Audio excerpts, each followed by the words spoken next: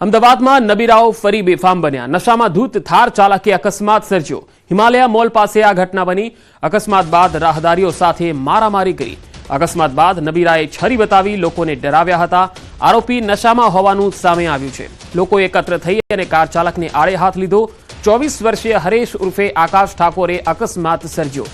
નબીરાની થાર ગાડી પોલીસે જપ્ત કરી લીધી છે। પોલીસે આરોપી હરેશ ઉર્ફે આકાશ ઠાકોરની અટકાયત કરી લીધી છે। તસવીરોમાં જોઈ શકાય છે કે નશેડી થાર ચાલકે કઈ રીતે અકસ્માત સર્જ્યો અને ત્યારબાદ તે કેવી રીતે ફરતો હતો રસ્તામાં એ જોઈ શકાય છે।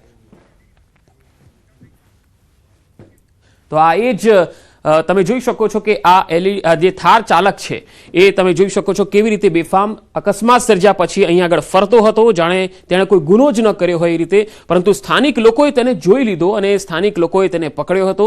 આ નબીરાઓ છે જે હજુ પણ સુધરવાનું નામ નથી લઈ રહ્યા। પોલીસ આવા લોકો સામે કાર્યવાહી કરી તો રહી છે, પરંતુ તેની સામે આ લોકોમાં કોઈ લગામ આવી હોય એવું લાગતું નથી। હવે બીજી એક તસવીર પણ આપણે બતાવીએ, કારણ કે આ તસવીર જુઓ। અહીંયા પણ તમે જોઈ શકો છો આ નબીરાઓ કેટલી હદે બેફામ છે અને જાહેરમાં આ રીતે મારામારી કરી રહ્યા છે। આ તસવીર જુઓ। આ નબીરાઓ ક્યારે સુધરશે? અહીંયા સ્થાનિક લોકો તેને માર મારી રહ્યા છે। આ તસવીરોમાં જોઈ શકો છો કે એક નબીરો છે જે એક્ટિવાને નુકસાન પહોંચાડવાની કોશિશ કરતો હતો। સ્થાનિક લોકોએ તેને જોયો એટલે તેની પિટાઈ કરી દીધી। તો આવા નબીરાઓ હજુ ખુલ્લેઆમ કેટલાય ફરી રહ્યા છે, જેને ના કાયદાનો ખોફ છે, ના પોલીસનો ખોફ છે, ના પોલીસની કાર્યવાહીનો ખોફ છે। પરંતુ આવા દ્રશ્યો આપણે દર 1-2 દિવસે જોઈ જ રહ્યા છે અને અમદાવાદમાં સૌથી વધારે જોવા મળે છે। સુરત જેવા વિસ્તારોમાં પણ આવા દ્રશ્યો આમ થઈ ગયા છે, સામાન્ય થઈ ગયા છે। હવે આ બે તસવીરોમાં તમે આ બંને ઘટનાઓને જોઈ શકો છો। પાપા લુઈસ ડ્રાઇવિંગ રોડ ઉપર છે, જાહેર રોડ ઉપર એક થાર ગાડીના ચાલક છે હરેશભાઈ ઉર્ફે આકાશભાઈ પ્રતાપજી ઠાકોર છે। તેઓ પોતાની થાર ગાડી લઈ અને આ કામના ફરિયાદી છે પીરકભાઈ નારાયણભાઈ મોદીની ગાડીના પાછળથી ટક્કર મારતા આ કામના ફરિયાદી નીચે ઉતરીને એમને સમજાવવા ગયેલા કે ભાઈ આ રીતે ગાડી બેદરકારથી ચલાવી મારી ગાડીને તમે નુકસાન કરેલું છે। તો આ કામે આરોપી એકદમ ઉશ્કેરાઈ જઈ અને જેમ ફાઈમ બોલતા આ કામના ફરિયાદીના પિતાશ્રી પણ વચ્ચે આવેલા, તેમની સાથે પણ એમને બોલાચાલી કરી। આ દરમિયાન આજુબાજુના પબ્લિકનું ટોળું ભેગું થઈ જતા હોબાળો થતા તેમાંથી કંટ્રોલનો મેસેજ જતા સ્થાનિક પોલીસને જાણ થતાં સ્થાનિક પોલીસ તાત્કાલિક ત્યાં પહોંચી ગઈ। સ્થાનિક પોલીસ ત્યાં પહોંચી ગયા પછી આ કામના આરોપીનો કબજો લીધો અને પ્રાથમિક દ્રષ્ટિએ એવું જણાય કે આ કામને કોઈ નશો કરેલો છે। અમદાવાદમાં ફરી એકવાર નબીરા બેફામ બન્યા હોવાની ઘટના સામે આવી છે। અમદાવાદના હિમાલયા મોલ પાસે ગઈકાલે રાત્રે એક નબીરાએ પોતાની થાર કાર પૂરપાટ ઝડપે ચલાવી હતી અને અનેક વાહનો જે છે તેને અડફેટે લીધા હતા। એવું દ્રશ્ય આપને બતાવીશ। આ એ થાર કાર છે કે જેના દ્વારા એ નબીરાએ જે છે તે અકસ્માત સર્જ્યો હતો અને 3 થી 4 વાહનો જે છે તેને અડફેટે લીધા હતા। ઘટના જ્યારે બની ત્યારે સ્થાનિક લોકોનું ટોળું એકઠું થઈ ગયું હતું અને સ્થાનિક લોકોનો આક્ષેપ છે કે આ જે નબીરો જે છે તેનું નામ હરેશ ઉર્ફે આકાશ ઠાકોર હોવાનું સ્થાનિક લોકો દ્વારા જણાવવામાં આવ્યું હતું અને સ્થાનિક લોકોએ જ્યારે તેને પકડવાનો પ્રયત્ન કર્યો ત્યારે એ નબીરાએ જે છે તે સ્થાનિક લોકો સાથે પણ મારપીટ કરી હતી। તેઓને તીક્ષ્ણ હથિયાર બતાવ્યો હતો અને પથ્થર મારવાની પણ જે છે કોશિશ કરી હતી। સ્થાનિક લોકોના ટોળાએ જે છે તે આ હરેશ ઉર્ફે આકાશ ઠાકોરને પકડી અને વસ્ત્રાપુર પોલીસને હવાલે કર્યો છે અને હાલ પોલીસ આ સમગ્ર મામલે કાર્યવાહી શરૂ કરી છે। પોલીસે આ થાર કારને પણ કબજે લીધી છે અને આ અકસ્માત કેવી રીતે સર્જ્યો તેને લઈને સમગ્ર તપાસ કરવામાં આવી રહી છે। કેમેરામેન ખેંગા રાઠોડ સાથે સંજય ટાંક, ન્યૂઝ 18 ગુજરાતી, અમદાવાદ। અમદાવાદમાં હિમાલયા મોલ પાસે થયેલા અકસ્માતના બનાવ અંગે ઇમરાન ખેડાવાલાએ સરકારને આડે હાથ લીધી। અકસ્માતની આવી ઘટનાઓ પાછળ દારૂને જવાબદાર ગણાવી સમગ્ર મામલે તેમણે પ્રતિક્રિયા આપી। ના હિસાબે હું સમજુ છું કે એ લોકોને પોલીસ પકડવામાં નિષ્ફળ રહેતી હોય છે, ત્યારે ગુજરાતને જે પ્રમાણે ડ્રગ્સ છે, દારૂ છે, એનાથી બચાવવા માટેની જવાબદારી સરકારની છે। વાત હવે સુરતની। સુરતમાં આરટીઆઈના નામે ખંડણી માંગતા શખ્સો સકંજામાં આવી ગયા છે। અર્જુન સોલંકી, ભોલા પાંડેની ધરપકડ કરી લેવાઈ છે। આરટીઆઈનો ખોટો ઉપયોગ કરી અને પૈસા પડાવતા હતા। ડિંડોલી પોલીસ સ્ટેશનમાં ફરિયાદ નોંધાઈ હતી। ખોટી ધમકી અને આપી અને 69,000 રૂપિયા પડાવી લીધા। ફરિયાદીના મકાનનો 3જો માળ તોડાવ્યો હતો।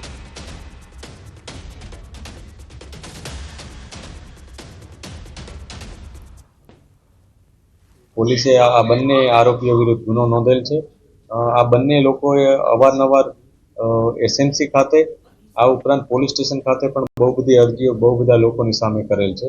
આમાંથી જે અર્જુનસિંહ ફતેહસિંહ સોલંકી છે એ પોતે અગાઉ એક ગુનામાં સામેલ હતો કે જેમાં છેડતી મારામારી પ્રકારનો ગુનો એના વિરુદ્ધ નોંધાયેલો હતો.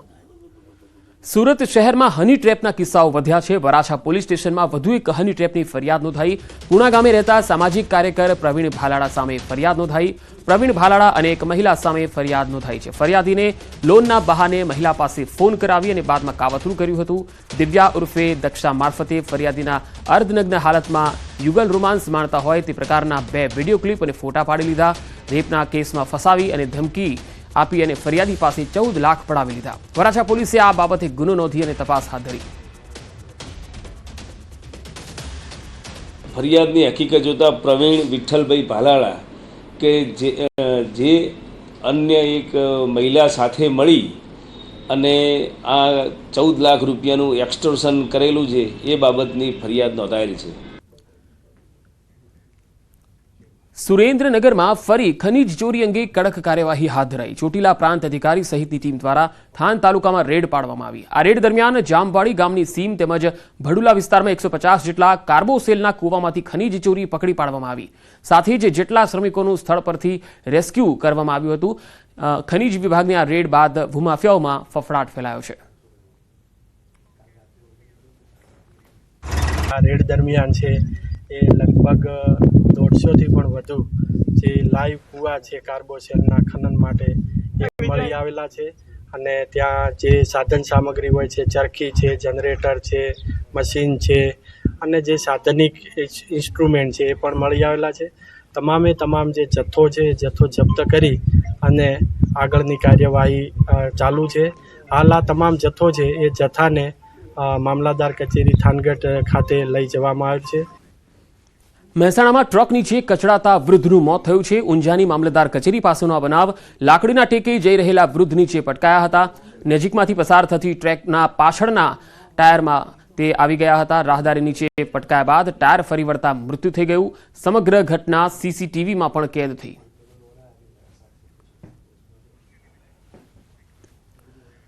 સુરતમાં એક મહિલા કાર ચાલકે અકસ્માત સર્જ્યો. સુરતના સિંગણપુર વિસ્તારનો બનાવ. મહિલાની કાર ડિવાઈડર સાથે અથડાઈ હતી.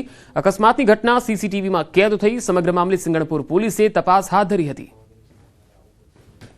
અકસ્માતની ઘટના તમે સીસીટીવીમાં જોઈ શકો છો. આ મહિલા કાર ચલાવી રહી હતી અને તેણે ફૂલ સ્પીડમાં કાર હંકારી હતી. સિંગણપુર વિસ્તારમાં આ બનાવ સીસીટીવીમાં કેદ થયો. બનાવ બાદ ગાડી જે છે એને પણ નુકસાન થયું હતું. ગાડીનો નંબર તમે જોઈ શકો છો. આ મહિલા આ ગાડી ચલાવી રહી હતી, ડ્રાઇવિંગ કરી રહી હતી અને અચાનક તે ફૂલ સ્પીડમાં વળાંક પાસે આવી અને ત્યાં આગળ તેને અકસ્માત સર્જ્યો અને ત્યારબાદ તે ત્યાંથી ફરાર પણ થઈ ગઈ હતી.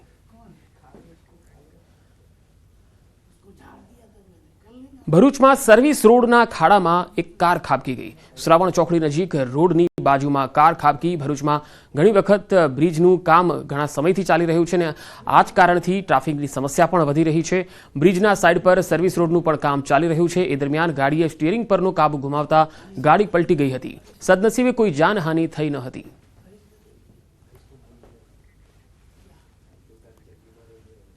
ડોર ટુ ડોરનું બેફામ દોડતા વાહનોનો ત્રાસ. ચાલતી કચરા ગાડીમાંથી પોટલું પડતા મહિલા ઘાયલ થઈ ગઈ.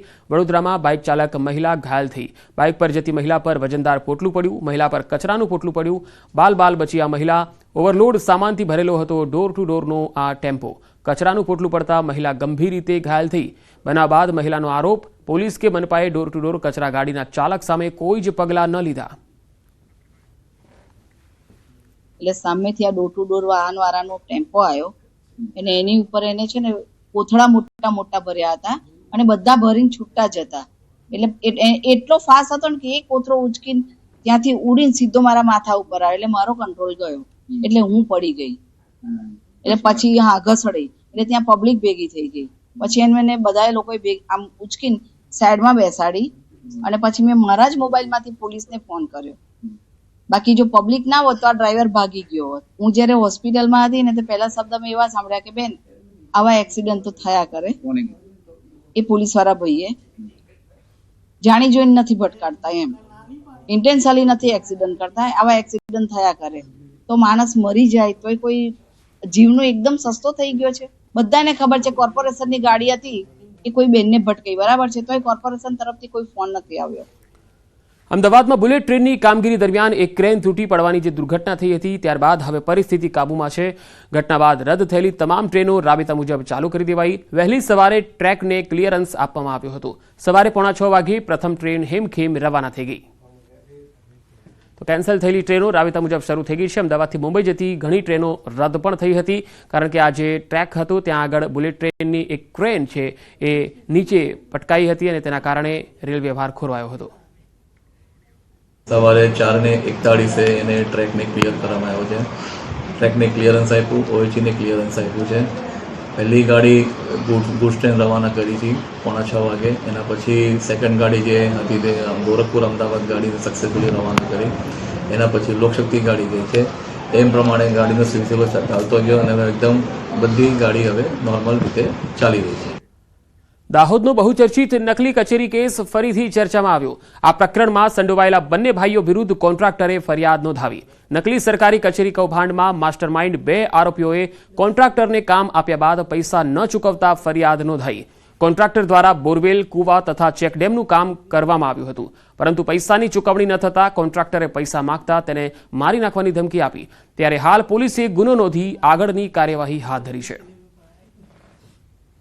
બધું કામ 1,28,00,000 રૂપિયાનું કર્યું હતું. એના અંદર એ પૈસા મેં નથી લીધા. જે તે સમયે જે તે દુકાનોમાંથી મેં માલ સામાન લીધો છે એ દુકાનોના ખાતા નંબર મેં આપ્યા છે, તો એ દુકાનોમાં એ પૈસા આપ્યા છે. જે તે દુકાનોમાં લીધો એ દુકાનોમાં એ લોકોએ પૈસા આપ્યા છે. રેતી, કપચી, સિમેન્ટ, લોખંડ ને જે તે ઇટાચી મશીન, બોરવેલ એમના પૈસા એમને આપ્યા છે. ને બધાના એનામાંથી અડધા પૈસા 2-2, 5-5 લાખ રૂપિયાના બધાના બાકી છે. ને એમના એ લોકો એમના મજૂરી ધંધા કરવા આવે ને એમના લીધે એ લોકોના અકાઉન્ટ પર સીઝ કરી દીધા છે. ને મારા ખુદનું અકાઉન્ટ સીઝ કર્યું છે. અમને નથી ખબર કે આ નકલી કચેરી ચલાડે છે કે આ લોકો નકલી સરકાર હાથે ફ્રોડ કરે છે. ને આજ સુધી અમારા પર એવા કોઈ જાતના ગુના દાખલ થયા નથી. કોન્ટ્રાક્ટરનું કામ કરે છે અને જેની ઓળખાણ 2020-21માં આ કામના જે આરોપીઓ છે એઝાઝ મહેમદ જાકીર અલી સૈયદ અને અબુબકર જાકીર અલી સૈયદ નાઓ સાથે થયેલી. તેઓએ એમને કીધેલું કે ભાઈ અમે તમે મેઇન કોન્ટ્રાક્ટ સરકારી કોન્ટ્રાક્ટ અમે રાખીએ છીએ અને તમારે પેટા કોન્ટ્રાક્ટમાં મારી સાથે કામ કરવાનું છે તેમ કહી એની પાસેથી દાહોદ જિલ્લાના અલગ અલગ જગ્યાએ ચેક ડેમો તેમજ અન્ય કોન્ટ્રાક્ટના કામો કરાવડાવેલા. પણ આ કામો કરાવ્યા બાદ આ કામના જે ફરિયાદી છે એમને કોઈપણ જાતનું પેમેન્ટ કે કરેલું નહીં. ત્યારબાદ આ જે ફરિયાદી છે તેમની પાસે અવારનવાર પૈસાને બાબતે પૂછપરછ કરતા આ કામના જે સામાવાળા બંને આરોપીઓ છે તેમના ફરિયાદીને જાનથી મારી નાખવાની ધમકી આપેલ અને એને બીભત્સ ગાળો બોલી, જે અંતર્ગત ઝાલોદ પોલીસ સ્ટેશન ખાતે ગુનો રજીસ્ટર કરવામાં આવેલ છે. ખેડાના માતરમાં મહેલજમાં પુરવઠા વિભાગના દરોડાનો જે મામલો હતો, મોડી રાત સુધી જેન્ટલ એગ્રો ઇન્ડસ્ટ્રીઝમાં પુરવઠા વિભાગના દરોડા ચાલ્યા હતા. સમગ્ર બાબતે જિલ્લા પુરવઠા અધિકારી અક્ષય પારગીનું નિવેદન. ગઈકાલે બાતમી મળી હતી કે મહેલજ ગામે સરકારી અનાજનો જથ્થો છે, જ્યાં તે બાતમીના આધારે મામલતદાર સાથે ગોડાઉનમાં દરોડો કર્યો, જેમાં ગોડાઉનમાં 283 ટન ઘઉં, 63 ટન અને 34 ટન બાજરીના જથ્થો હોવાનું માલુમ પડ્યું. આ જથ્થાનું સ્ટોકપત્ર માંગતા તેઓ રજૂ કરી શક્યા નહોતા, જેના આધારે આ જથ્થો સીઝ કરી કલેક્ટર સાહેબને કેસ સોંપવામાં આવ્યો. અંદાજિત 1.40 કરોડ રૂપિયાનો જથ્થો હોવાનું માલુમ પડ્યું. સરકારી અનાજનો આ જથ્થો છે કે કેમ તેના સેમ્પલ લઈ અને પૃથ્થકરણ માટે ગાંધીનગર મોકલાયા છે.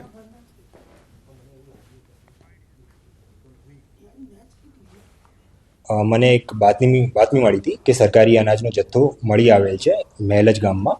અમને જાણમાં એવું આવ્યું કે જે અનાજનો જથ્થો વધારે મોટો છે, એટલે અમો જાતે અને સાથે સાથે મામલતદાર સાહેબ માતર પણ ગયા હતા સ્થળ તપાસ કરવા માટે. અને ત્યાં સ્ટોક પત્રક અમે માંગવામાં આવ્યું હતું. જે સ્ટોક પત્રક મળી આવેલ નથી, એટલે શંકાના આધારે અમે જથ્થો સીઝ કર્યો છે. ટોટલ આપણે જથ્થાની કિંમત કહીએ તો 1,43 લાખ જેટલો આશરે જથ્થો હતો. અમદાવાદમાં હેલ્મેટ ન પહેરવા બદલ લાખોનો મેમો આપવામાં આવ્યો. યુવકને આવ્યો લાખોનો મેમો. 500 રૂપિયાના બદલે 10,500,000નો મેમો આવ્યો. પોલીસ ચોકી બોલાવી અને લાખોનો મેમો આપતા યુવક ચોંકી ગયો. હેલ્મેટ ન પહેરવા બદલ આ મેમો આપવામાં આવ્યો. ખોખરાના યુવકે પોલીસ કમિશનર ઓફિસ જઈને રજૂઆત કરી. હાજર સ્ટાફે યોગ્ય નિરાકરણ લાવવા માટેની ખાતરી પણ આપી છે. યુવકને લાખોનો મેમો આવ્યો. આમ તો એક વખતનો મેમો છે એ 500 રૂપિયાનો હોય છે. 500 રૂપિયાના બદલે 10 લાખ ને 500નો મેમો આવતા આ યુવક છે એ પણ ફફડી ગયો હતો. જે વાહન ચાલક છે એ પણ ફફડી ગયો હતો કે આટલો બધો મેમો કેવી રીતે આવી શકે. પોલીસ કમિશનરે રજૂઆત કરી. વધુ માહિતી મેળવીએ. સંવાદદાતા ઋત્વિજ સોની જોડાયા છે. ઋત્વિજ, આજે વાહન ચાલકને 10,500,000નો મેમો આવ્યો છે. શું રજૂઆત કરવામાં આવી અને તેનું નિરાકરણ આવ્યું કે ન આવ્યું? હજી પંકજ, વાત કરીએ તો આ જે યુવક છે, જ્યારે તેને પોલીસ ચોકીએ બોલાવવામાં આવ્યો હતો અને આ મેમો આપવામાં આવ્યો હતો ત્યારે પોતે પણ ચોંકી ગયો હતો, કારણ કે જેની કિંમત હતી, જે મેમોની દંડની રકમ હતી, તે દંડની રકમ 10,500,000 હતી. એટલે જ્યારે યુવકને આ મેમો આપવામાં આવ્યો હતો ત્યારે તેણે આ દંડની રકમને લઈને પોલીસ કમિશનર ઓફિસ પહોંચ્યો હતો અને રજૂઆત પણ કરી હતી. જોકે જે હાજર સ્ટાફ તેને મળ્યો હતો તેઓએ પણ તેને આશ્વાસન આપ્યું હતું કે તેની જે યોગ્ય રજૂઆત છે તે પહોંચાડવામાં આવશે અને યોગ્ય નિરાકરણ પર લાવવામાં આવશે કે ક્યાંક ને ક્યાંક ભૂલ થઈ હોઈ શકે છે. એટલે જે હેલ્મેટ ન પહેરવા માટેનો જે કાયદેસરની દંડની રકમ છે તે ચૂકવવા માટેની જે આશ્વાસન છે તેને આપવામાં આવ્યું હતું. જોકે મહત્વની બાબત તો એ છે કે જ્યારે તેના હાથમાં મેમો આવ્યો હતો ત્યારે તે ચોંકી ગયો હતો, કારણ કે જે દંડની રકમ હતી તે ખૂબ જ મોટી હતી. એટલે યુવક પાસે જ્યારે આ મેમો આવ્યો હતો ત્યારે તેણે કમિશનર ઓફિસ જઈને પણ રજૂઆત કરવી છે. જી ઋત્વિજ, આભાર માહિતી આપવા માટે.